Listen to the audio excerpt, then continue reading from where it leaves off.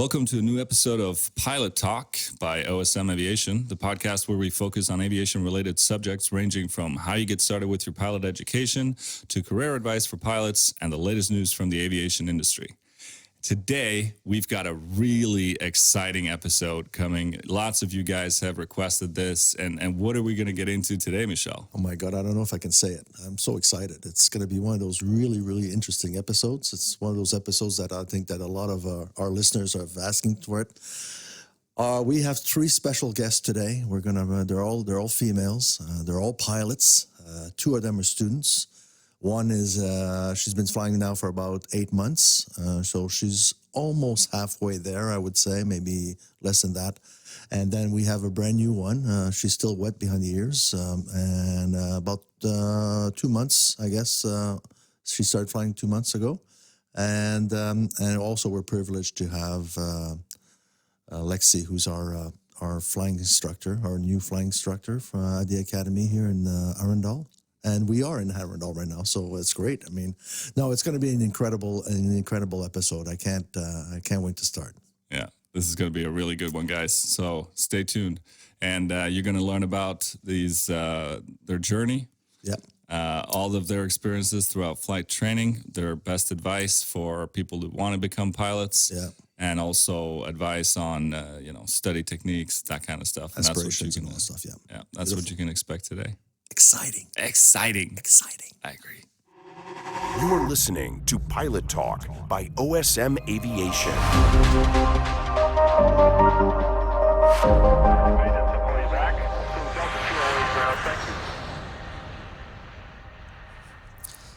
Hey guys, welcome to another episode of Pilot Talk by OSM Aviation. Today's episode is really exciting. Many of you have requested that we have student pilots on the show, and today we have two of them. And in addition to that, we also have Lexie, the flight instructor, on the show. So today is going to be a super good show. Are you excited, Michel? You have no idea. And also, we are right now taping this show at the Academy in Arundel, which is really exciting because we spend the last 3 days doing presentations and all that stuff. So I'm as a mentor as well. So I've met a lot of great future pilots. But today, like you said, Stein, we've got this really special episode because we've been requested by our viewers to do something about it. We've got two students. They are both from Holland. And we have also, like you said, Lexie, who's a flying instructor, a new flying instructor with the Academy. She's probably the only one we have right now in the Academy. There's been many, but she's the special one today. So we're really glad to have her on board. So let's, no further ado, we're going to ask our special guests to introduce themselves and to tell us a little bit why they've got into aviation. Hello, my name is Romy. I'm 20 years old and I'm from the Netherlands. I started in September at OSM Aviation Academy, and I've been here for almost 2 months now. So my interest in aviation started at a very young age.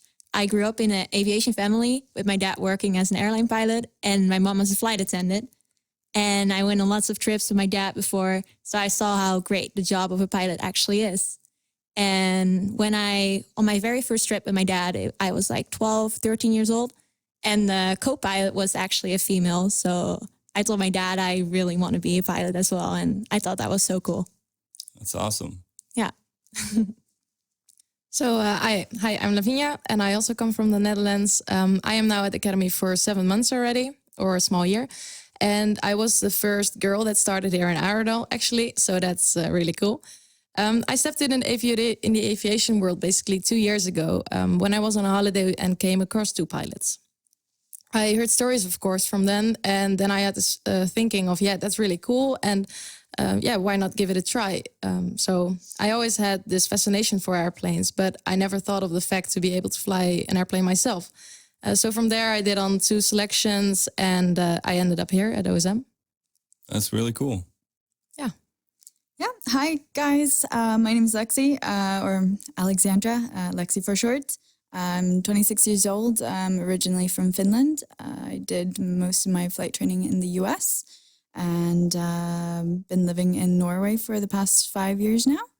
My parents both worked in the travel industry, not specifically in aviation, but we did travel a lot.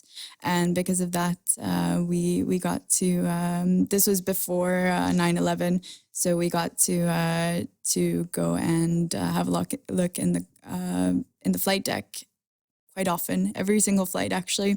My dad had a bit of a thing for airplanes, so that meant that I was half dragged to the flight deck as an excuse, but after a while it sort of became me who wanted to have a look up front. So I was about 4 years old when I told my parents that I wanted to be a pilot, and been working towards that ever since. That's awesome. Thank you guys for sharing your stories. It's really good to have a background before we get into to the discussions. And I think today, we're going to dive into some of the challenges about being a student pilot and training.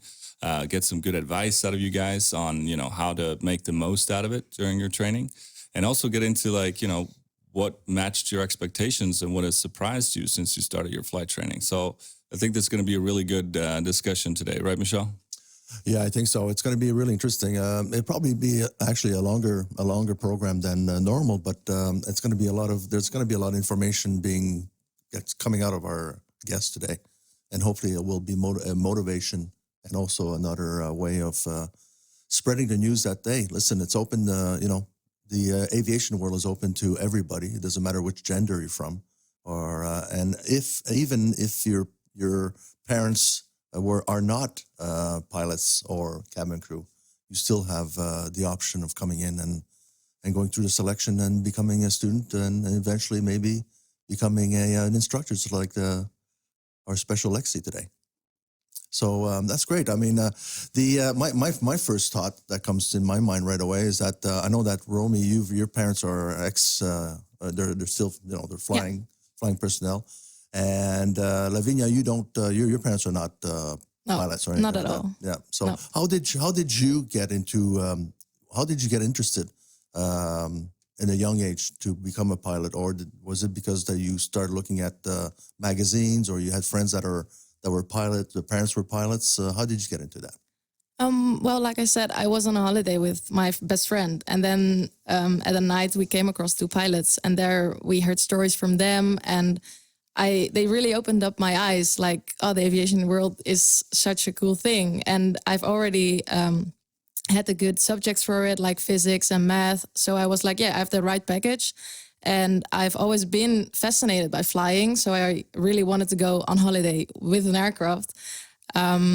So every time I got on an airplane, I was totally excited with it. But then it just never came to my mind that I could be able to fly myself and be up front, because some people have this mental picture that they have of the pilots that in front are like the perfect machines or something. And then that got really down with me. And then, then the idea grew and I ended up here. That's cool. And when you say you wanted to take a plane on vacation, you mean renting a plane and flying yourself on vacation? Or? No.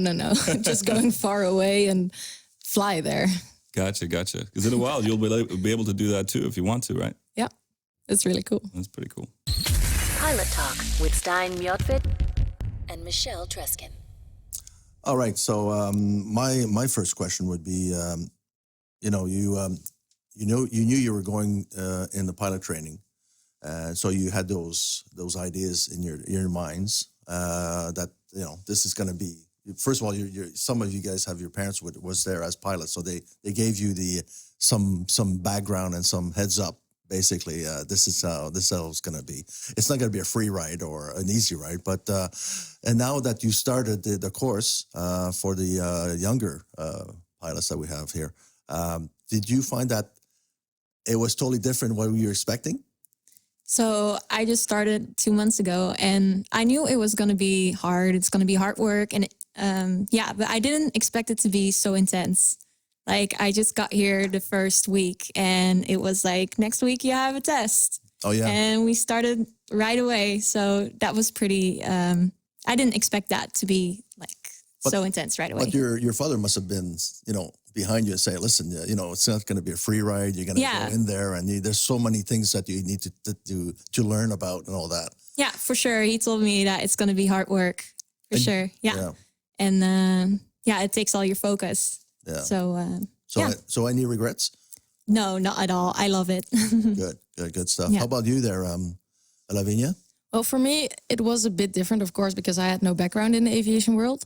But yeah, I heard some stories, of course, from some guys here. Some horror stories. So, no, not horror stories. But of course, you hear some things. And I knew it's going to be intense because all of it is going to be cropped into like 1.5 or maybe 2 years. So there's a lot to cover. It's going to be fast. It's going to be intense. And everything is going to be new because I was basically new in this. So that in the beginning, it was definitely intense. And you really have to get used to everything and settle down and get your mind set straight. And living in a new country. Exactly. Living on your own, away from your parents. Oh, yeah. So basically, for many, it's the first time you're living outside. Yeah, for me, it was the first time as well that I was living away from my parents. So basically, everything is new. So it's a lot to get used to. But now that I've been here for like 7 months, it feels like I've been here for like 4 because the time goes so fast and it just keeps you busy. Yeah. It's like a 24-hour schedule and you're constantly busy with, if it's not theory, then we'll be flying or cleaning your house, doing groceries, like everything. Yeah. So, do you find it that the work level, the preparation level is the same as being at university level or college level? Do you find that? I think it's more intense here for sure because it's also a short program and university is like 4 years most of the time. Yeah. So it's like, it's more. I think you would have more time off at university than exactly. Than here. Yeah. I think you're studying more here, and that's a big difference for sure. Yeah. Mm-hmm. I've heard people say that it's pretty much a 4-year degree stuck into 6 months. For me, the theory was scheduled for only 6 months for all of ATPL, but you guys have a bit of a more lenient schedule when it comes to that. But it's still a lot of information condensed into quite a short amount of time. Yeah, it's great that we have the flying at the same time as a theory. Exactly. You get that carrot off the schedule. Yeah. That's really good. Yeah, you guys, many people might not know this, but how early do you guys start flying after you start in flight school? 4 weeks, basically. Yeah, like first 4 weeks. Yeah, we start with the PPL theory, so we have a basic knowledge and understanding of the flying principles. And then right after we pass those tests to make sure that we have that level, then we start with flying right away. So that's really cool. Yeah. I've only been here for 2 months now and I have like my 5th flight lesson right now. So for the newest course, we actually tried to get the cadets to fly before they were even done with the PPL theory. So we tried to get some weekend flying in and get that kind of carrot at the end of the stick to get you motivated and it's definitely a motivation factor. Yeah, it keeps you motivated. Just keep studying. Yeah. Exciting times for sure. Definitely. You're bringing me back when in my youth when I started flying as well. But how about you, Lexie? I mean, you've been through the whole program now and you're a full-fledged pilot, and now when you decided to become an instructor. So again, you're in the stepping stone of single engine and your visual instructor only, visual flying. Do you find that the level of preparation, studying, and all that has been reduced since you've been a full-fledged pilot, or is it the intensity of studying every day and preparation is the same as when you were a young cadet? I think when you get used to flying, you get used to the theory. You learn. Of course, we learn new things all the time, but it's always a learning curve. Yeah. But of course, it gets a lot easier the further in the program you get. Well, that's encouraging for Romy and Lavinia, that's for sure. Definitely. So it's going to get easier as you get into the program, I guess, is it? Definitely. Yeah, but it's true because you get used to more the preparation that you have to do and everything comes smoothly instead of thinking about every step that you have to take before getting into the actual aircraft. It's funny because it's something that you don't think about when, when you were talking about being away from your parents and already there, that's very stressful, away from your sibling and all that. And then being introduced to this all new world, even though you were introduced to, by your parents and all that, it's still a very stressful situation. So what do you guys do to use this term, de-stress or help yourself cope with that? I mean, you don't go see your parents every weekend. I know the telephone is there and all that communication, but how do you guys maybe step out of the intensity and try to relax and get yourself focused back and on and all that? So I think it's really important to take some time for yourself and to go watch a movie or go out for dinner, do something relaxing, what you like to do. Just turn your brain off for a bit. Yeah, exactly. I think that's really important because this is such a stressful situation that you're in right now. So you should definitely take some time off for yourself and do something that you like to do. Agreed. And also you're far away from your parents maybe, but you can call them. Like I keep contact with them once a week or something because the schedule's so full, so the time flies by. But I try to keep contact at least once a week, and then you can talk about everything that's happening. And the other question I've got is because you all have siblings, right?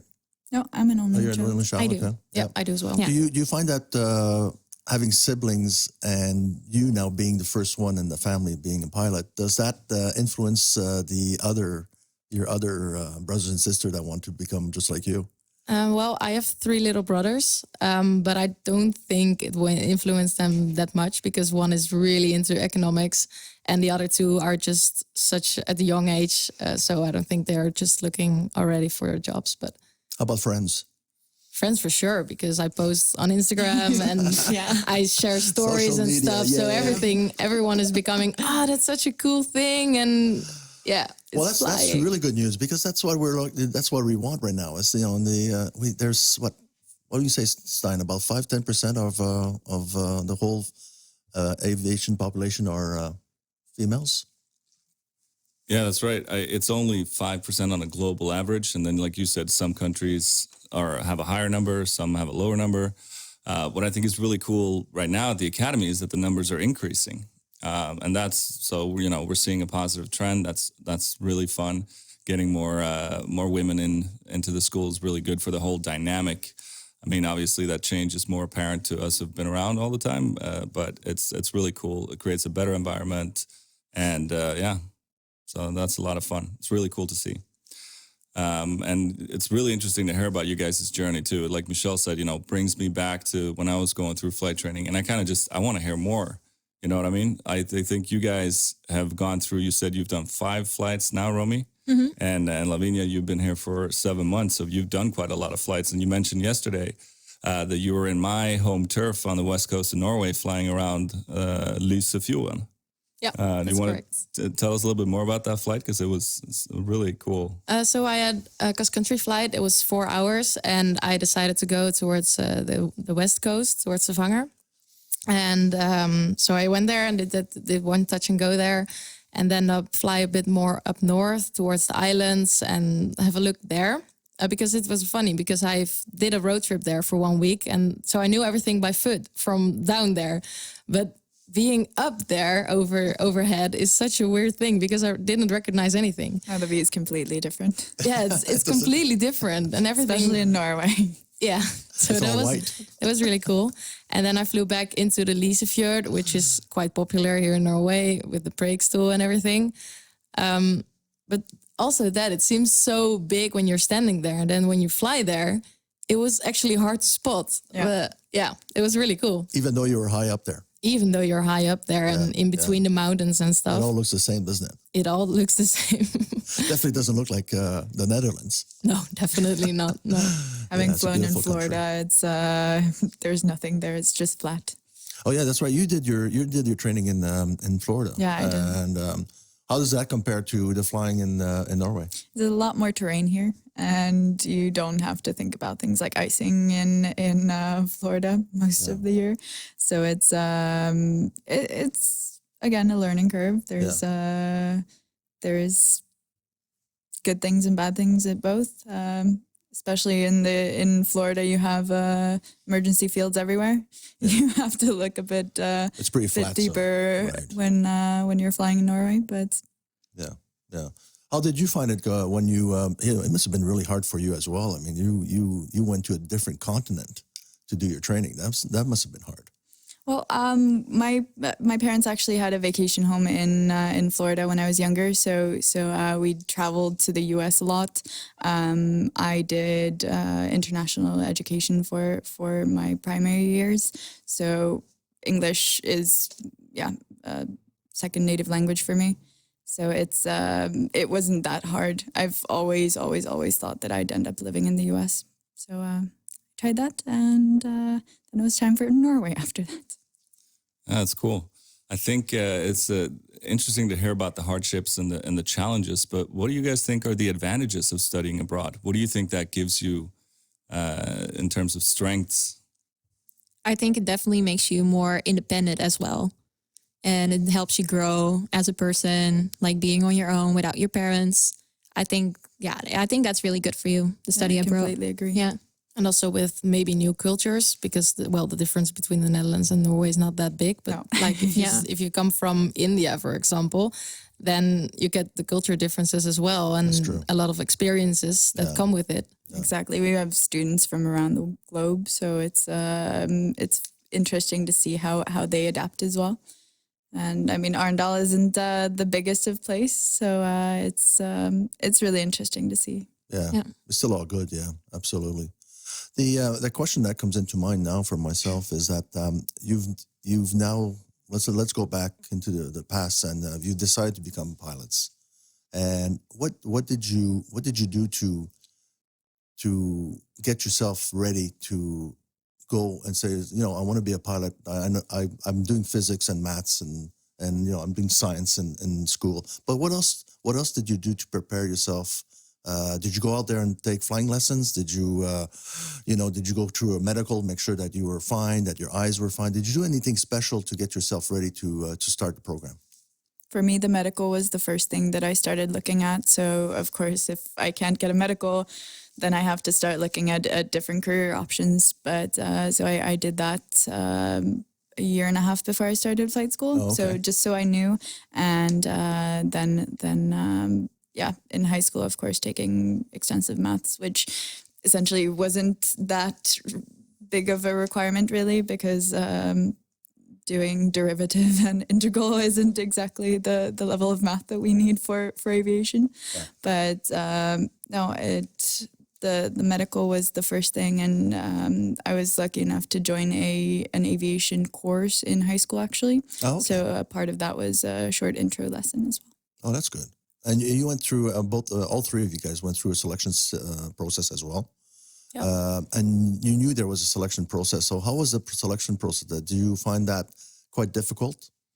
For me, well, I did a selection first at Brussels at CA. Yeah. And I got, of course, a list of things that I had to prepare. So with my background of the math and physics, I just elaborated on those points and looked a bit further than the one word that was standing there.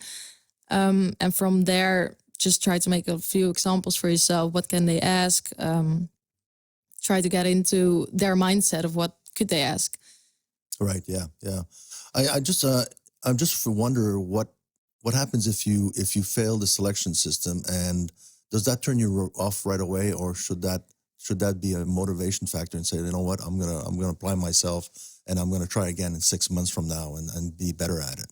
Yeah, so I filled my first selection process, and Me as well. and I was like, no, I am gonna prove you wrong, and I'm gonna show that I can do it. And the second time, I made it through. I practiced a lot, and Great. yeah, That's it great worked out. news. Yeah. So for our listeners who are thinking about going through the pilot program, it's not a no-go once you have a unsuccessful day.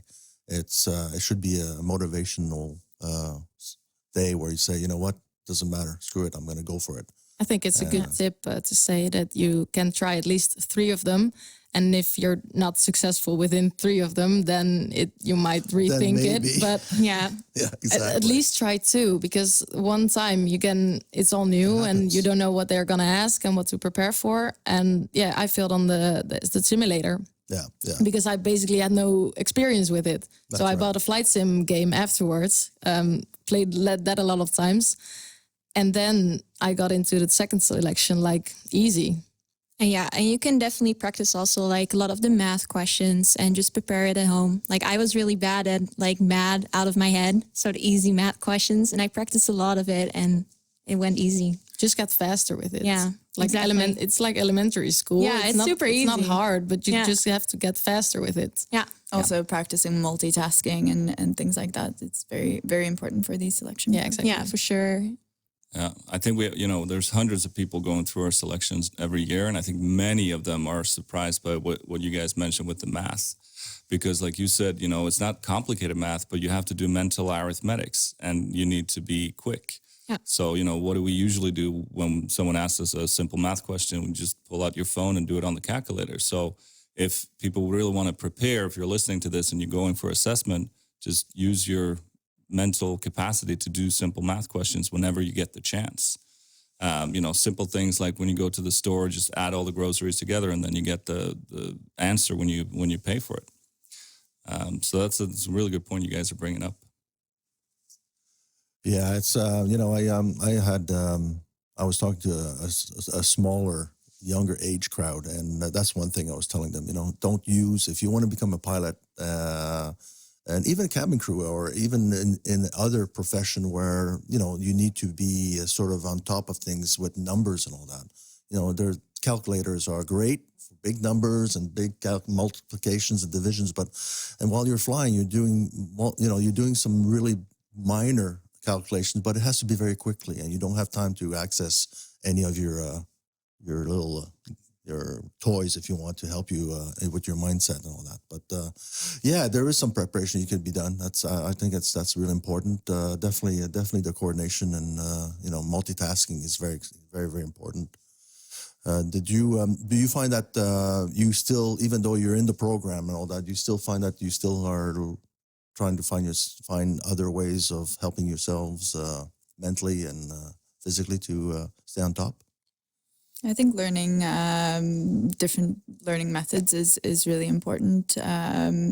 Just finding what suits you and getting into that.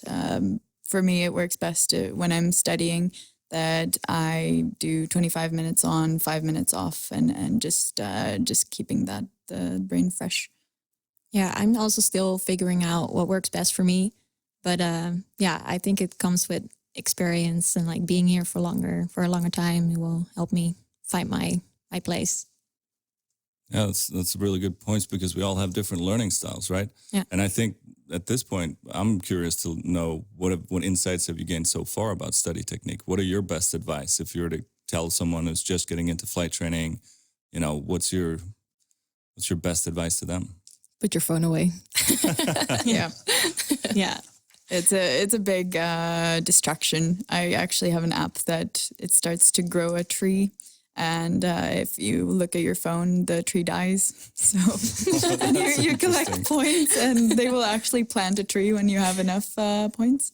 Nice. So like an actual physical tree. Oh, nice. Yeah. So you're sort of doing something good at the same time. That's cool. Pilot Talk, available on iTunes, Spotify, or osmaviation.com/podcast. Okay, so Michelle and I was talking about this on the first episode of the podcast, that we were curious about why. I mean, we're seeing a positive trend. More girls are getting interested in science, technology, engineering, and math, and becoming a pilot as well. But it's still a very male-dominated profession. And, we're really curious to know, what are your guys' thoughts on that? Why do you guys think that, the number's rising, but not that many girls get into aviation? Yeah, I definitely love to see more women get into aviation.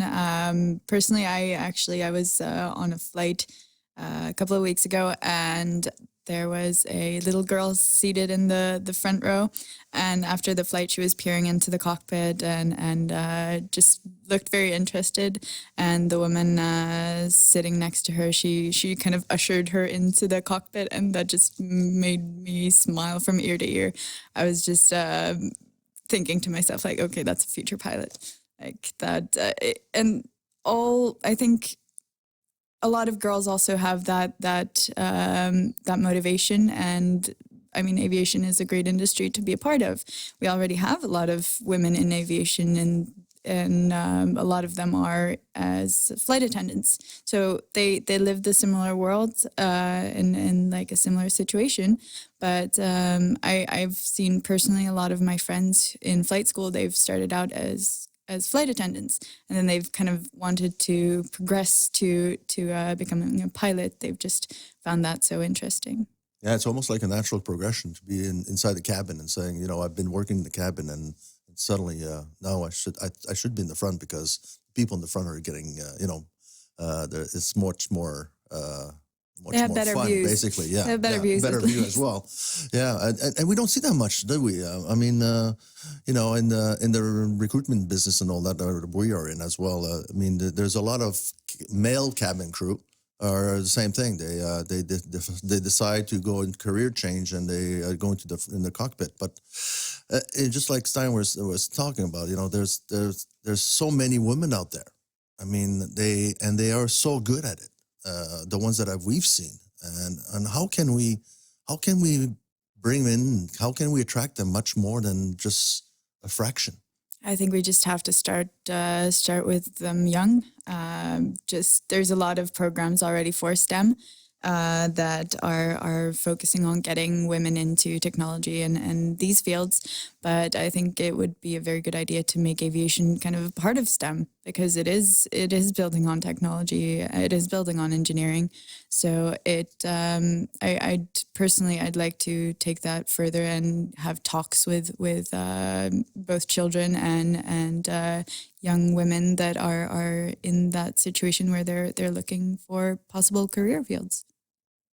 And I think that a lot of people still have like the old-fashioned picture of the aviation world in their head, since a lot of postcards are like the one pilot, the head of the training, the head of the cabin, and then with all the ladies on the sides of him. And I've seen that picture a lot, and still everywhere. So it is changing, but with small steps. Definitely. Yeah, I think girls shouldn't be afraid to choose the job as a pilot and just to go for it. If it's something you really want to do, you can do it. And Don't be afraid. Don't be afraid. No. Don't be afraid with all the men. It can be very hard if you don't see those role models. So just having people, I mean, you can say what you want about social media, but I think it's a great thing that we have a lot of female pilots that are kind of proclaiming, not just being on social media for being a female pilot, of course, but just showing that's something that girls can get into as well. And I mean, we have very popular Instagrammers, for example, who have up to 500,000 followers. And I think that is going to be very good for the generations growing up now. Yeah, I think for sure. It's very cool to now be able to lead by example for myself. Yeah, For the exactly. younger generations. Exactly. I was just thinking that you guys are going to be a huge inspiration as well. You guys are the role models for many other girls out there, and that's exciting. Hopefully it will be a snowball effect. Hopefully, yeah. Yeah. Well, it's about time, anyways. It's it should have been done. It should have been like that, like 40, 50 years ago. Yeah, there's no actual reason why I know, women wouldn't I don't become know. pilots. So Yeah, I know. It's it's all. I think it's all like you said. It's always been established that in the cockpit there was always been two males, and it's almost saying that women are their place is in the kitchen sort of thing. It doesn't make sense saying that. No. It's over. I mean, it's time Not in now today's to world. wake up and like you said, Romy. I mean, any female should be able to become anything they want. And the good thing about it, what I've seen and what Stein's seen is that you guys are good at it. you are extremely good at it compared to even a male. So, don't be shy. Come on in and try it. And you'll go through a selection, and if you get good preparation, you'll be successful. And at OSM, we definitely have the door open for you guys for sure. What I've actually experienced is that the women or the ladies that actually get into pilot school, they have perhaps even more motivation than their male counterparts, because you're not just there to prove that you can do it. You're sort of there as a representative of an entire gender. So it's even if you don't think about that consciously, it sort of is still weighing upon us. I've definitely felt it and felt the need to kind of overperform, and but that's gotten me to where I am today. And yeah, that's for me as well, since I was the only girl here Exactly, at the I don't know location. Yeah. So definitely the first couple of months I was like feeling this pressure, and everything is new. So you're trying to find your way, and then the guys, of course, they're making you feel like I'm watching you, and even though they're not, you feel like they it's are, like because an internal pressure. yeah, that because you you're feel the you only have. girl. So it doesn't even matter what you're doing. You feel like you're being watched. Yeah. So it is an extra motivation indeed. All right, that's all really good answers and all that. Well, that's good, because how did you? My next question to bring in the academy. Now that you're inside the academy with OSM, how is it? How do you feel? So in the first week, they already told us that we're not your teachers, but we're all colleagues here. And I thought that was really, really nice. And it makes us feel like that, yeah, we are colleagues. Like you don't have to be afraid to walk up to your teacher to ask for a question or anything.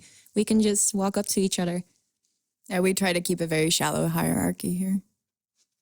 And it's also that, like, we eat lunch together and we're in the same rooms. There are nowhere our door closed. And it's definitely like sets you all together instead of, higher positions or segregated. Yeah. Yeah.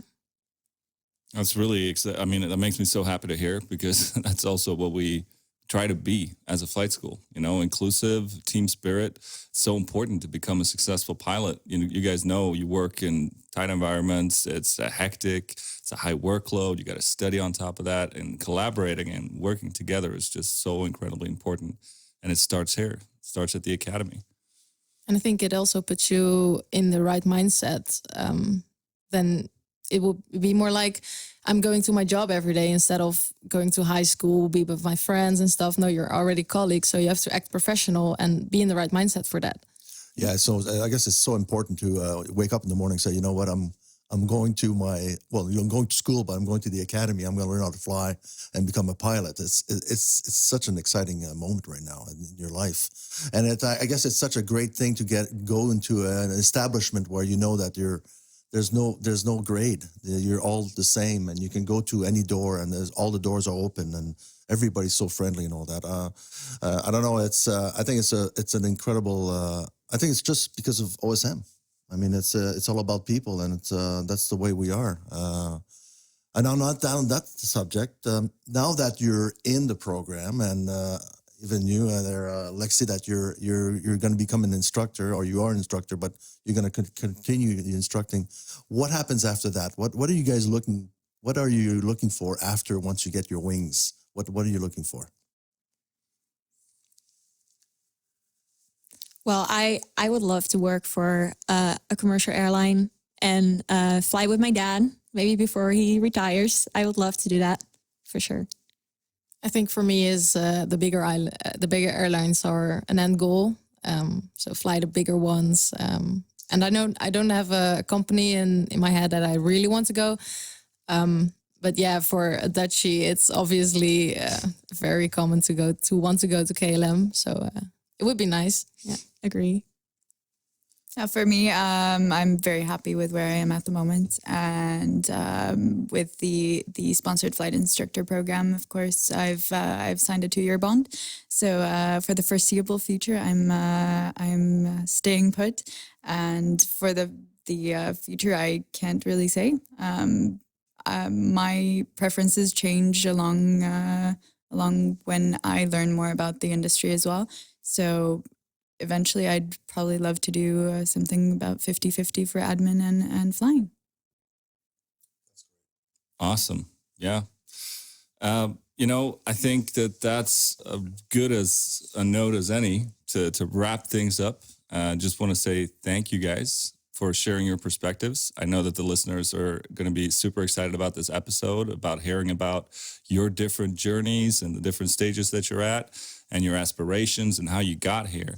And, gave me a boost to listen to you guys today, and super cool to have you guys on the show. So thank you. It was nice. Yeah, thanks for having thank us. you. Thanks for having us. Thank you, and God, fly safe. And on that note, Blue sky. and happy landings.